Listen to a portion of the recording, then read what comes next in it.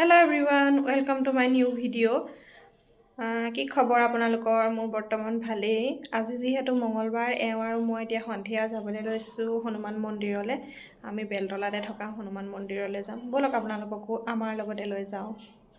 ইফালে আমি আহি মন্দিৰ পাই গলোহি মই পিছে মন্দিৰত নোসোমাও তেহে সোমাব সেইকাৰণে ধূপ চাকি আৰু ফুল লৈ লৈছো তাৰ পাছত এই লাৰু দুটা লৈ লৈছে যিহেতু হনুমান মন্দিৰত সোমাব হে তামোল পানটাও লৈ লোৱা হৈছে তেৱে সোমাব মই বাহিৰতে ৰৈ দিম পান দুখিলা দিয়ক আৰু হেৰি দিও 11 টকাতে দিও এয়াই মন্দিৰত সোমাবলৈ লৈছে মই দোকানৰ পৰাই পানী অকণমান আনি ভৰিকেইটাত ছটিয়াই যাবলৈ দিছো আৰু আজি যিহেতু মঙ্গলবাৰ মন্দিৰত বহুত মানুহ হৈছে সেইকাৰণে মন্দিৰৰ ভিতৰত ধূপ চাকি জ্বলাবলৈ দিয়া নাই বাহিৰতে জ্বলাবলৈ দিছে সেইকাৰণে তেওঁ বাহিৰতে চাকি জ্বলাইছেহি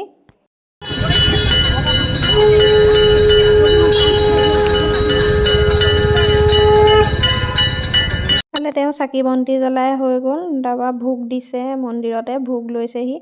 এফালে তেওঁ মন্দিৰৰ পূজাৰীজন আহি বাহিৰৰ মানুহখিনিকো আৰতি দিছেহি এয়া মন্দিৰৰ প্ৰসাদ হয় মোৰ কাৰণেও ভাগ লৈ আহিছে মই যিহেতু বাহিৰত ৰৈ আছিলো দুটাৰ কাৰণে দুভাগ লৈ আনিলে আৰু বাহিৰলৈকে এয়া আমি মন্দিৰৰ পৰা ওলাই গ'লো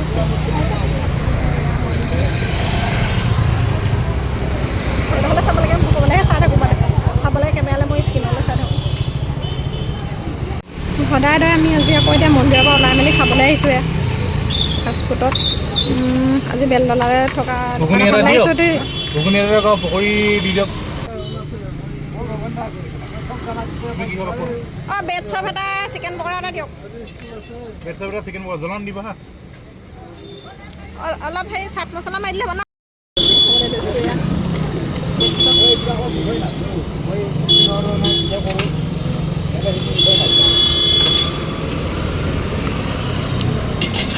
আচলতে মই মন্দিৰত সোমোৱা নাই বিশেষ এটা কাৰণত মানে আমাৰ মাৰ ঘৰতে আমাৰ বংশতে মানুহ ঢুকালে সেইকাৰণে মই মন্দিৰত সোমোৱা নাই অকণমান মানিছোঁ আৰু মানে সেইকাৰণে সোমালে মই বাহিৰতে ৰৈ দিলোঁ আচলতে মই ঘৰৰ পৰাই নাহোঁ বুলি কৈছিলোঁ ক'লে যিহেতু দেৰি হ'ব অকণমান তেওঁ হনুমান চালিচাও পঢ়িব তাত পঢ়িম বুলিছিলে মানে পঢ়িবলৈ দেৰি হ'ব পাৰে সেইকাৰণে ঘৰত অকলে থকাতকৈ যাওঁ বুলি ক'লে সেইকাৰণে